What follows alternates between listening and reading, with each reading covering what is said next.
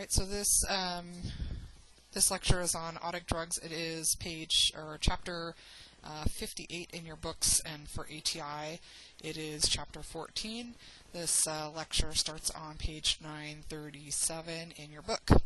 So this chapter we're going to talk about or review the anatomy of the ear and some of the disorders that can happen with the ear, various types of otic preparations, and some of the nursing care for patients that are taking these types of medications or using these types of medications. So first, a little bit of anatomy. The ear is made up of 4 different parts. The external ear, which is composed of the pinna and the external auditory meatus. Then the outer ear, which is the external auditory canal and the space between the external auditory meatus and the eardrum. And then the middle ear, which is composed of the tympanic cavity, which includes the 3 bony structures of the mastoid. So the malleus, which is like a hammer, or called the hammer because it's hammered shape, the incus, or anvil, and then the stapes, or the stirrups, as well as auditory and eustachian tubes here. And then the inner ear includes the cochlea and then the semicircular canals. Ear disorders are categorized according to the portion of the ear that is affected, and they can be bacterial or fungal infections, or dermatitis, or other type of inflammatory disorders, or they can just be problems with earwax accumulation. For external ear disorders, these are usually caused by trauma, so scrapes, lacerations, blunt types of trauma, or dermatitis, those kind of things. They're usually self-limiting and don't really require any type of treatment. Other disorders of the external ear, like psoriasis or things like that, may need some type of topical medications, and they'll usually clear up without any problems, really. But still, symptoms such as pain or dizziness or drainage can be signs of more serious problems, and if patients are exhibiting these signs and symptoms, they certainly should be investigated a bit further. The most common disorders that are affecting the outer and middle ear are bacterial or fungal infections. These disorders are also usually pretty self-limiting and respond really well to treatment. Infections that affect the ear canal are called otitis media, or the outer canal or the ear canal are otitis externa, and then if they are the middle ear, they're otitis media. So otitis media is a middle ear infection. It most often afflicts children and follows usually an upper respiratory infection, so the kid will have a cough or a cold or something like that first initially, and then they end up with this middle ear infection or otitis media.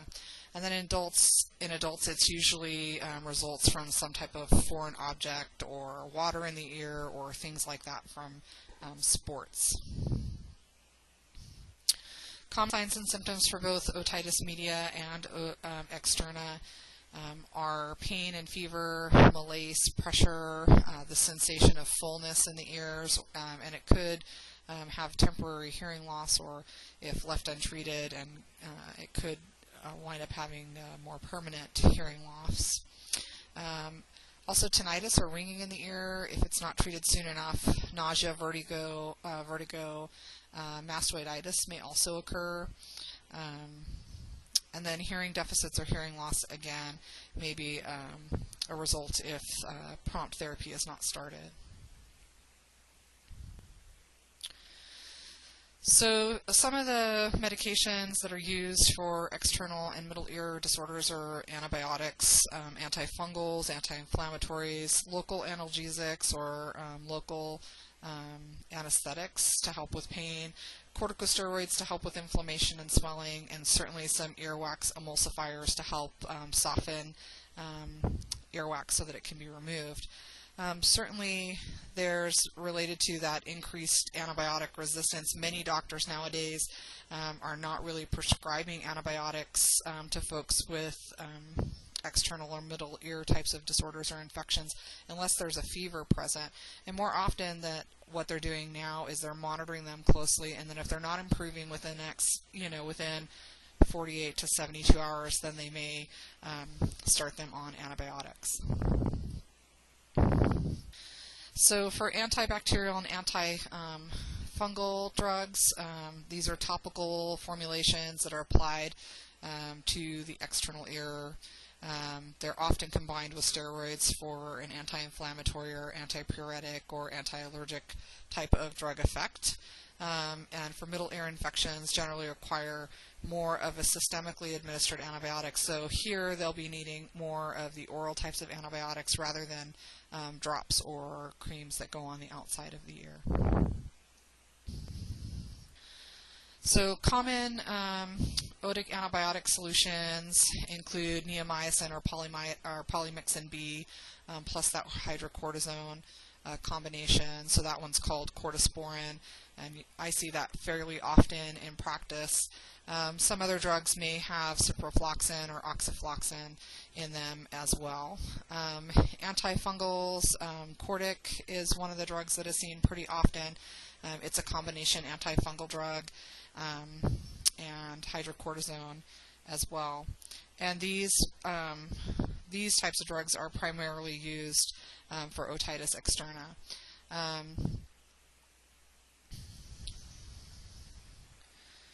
A common problem is accumulation and impaction of earwax, and this can contribute to or really complicate an infection or inflammatory process that is happening.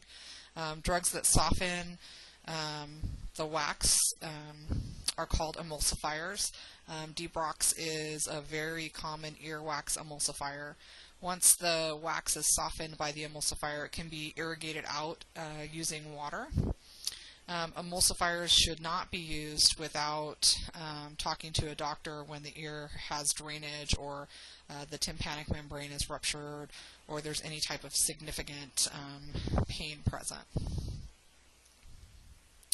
Before administering any type of otic preparation, you certainly need to assess baseline hearing and auditory status. We want to evaluate the person's current symptomology, but we also want to know what their past medical history is. We want to assess any drug or food allergies. Are there any contraindications for them taking or using any of these medications? We want to keep in mind that perforated eardrums may be a contraindication to a lot of these drugs, so we want to make sure that that's not a problem before we administer them. If necessary, we'll go ahead and remove the earwax through irrigation, sometimes before or generally before instilling eardrops. So sometimes what you'll see is that there'll be an order for some type of emulsifier, and then there'll be an irrigation that happens, and then these other medications can be administered after the earwax has been cleaned out, because medications can't really reach the spot of infection or problem if the earwax is impacting the ear. So very, very important to make sure that the eardrops that we put in are up to at least room temperature. A lot of these are kept in the refrigerator, and so they're very, very cold. And if you put cold eardrops into the ear, it can cause a vestibular type of reaction. So the patient can have dizziness and vomiting, and it is not good at all. So we want to make sure that when we're irrigating, we irrigate with warm water, and when we are instilling eardrops, that we make sure that they are at least at room temperature. Just as a review, because we did talk about this last semester, when we're administering eardrops to adults, we're going to hold the Pinna up and back, and when we're administering eardrops to children younger than 3, it is down and back. So just a little brief review. Again, we want to allow time for the eardrops to flow down into the ear canal, so we want to have the patient lie on the side or the opposite side that we put in the eardrops, and we want them to stay on that side for about 5 minutes to make sure that the eardrops are able to make it down into the ear. You certainly can also put a small cotton ball, insert it there just on the outside of the ear. Don't force it into the ear, but just kind of on the outside of the ear there in order to help keep things in place. And then also you can gently massage the tragus of the ear to encourage the flow of the medications. There's a lot of patient teaching tips that are on page 941 in your book, so you can look at those for a little bit further instruction. So again, just to reiterate what we talked about in class a couple of days ago, you can post any questions that you have to the discussion forum under questions. I check there fairly often, and I will answer all questions that are posted there. You can also email me via MyCR. You can call me or text me as well. I am happy to answer any questions that you have. We'll also have an opportunity to answer any questions during the class time as well. So for this lecture, there is no discussion forum to post to here for this lecture, as we're going to have an in-class activity for this lecture along with the chapter on ophthalmic drugs. And that's it for now. Thanks. Bye.